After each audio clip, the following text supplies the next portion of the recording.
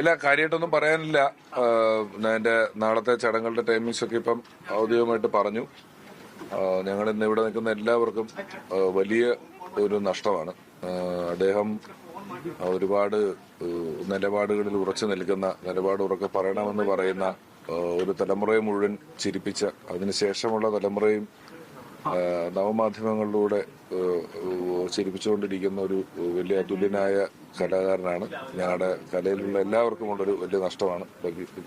നിങ്ങൾ പറയും, അത്ര തന്നെ ഉള്ളു. സലീമിനോട് ഏറ്റവും കൂടുതൽ ചാൻസ് ചോദിച്ചിട്ടുള്ള ആളാണ് പലരും പറഞ്ഞിട്ടുമുണ്ട്.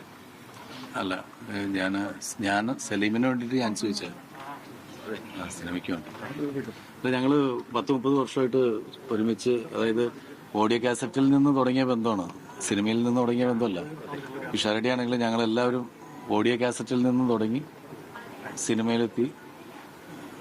ഇപ്പോഴും സൗഹൃദം തുറന്നുകൊണ്ടിരിക്കുന്ന ഏറ്റവും അടുത്ത സുഹൃത്തുക്കളിൽ ഒരാൾ പോയി.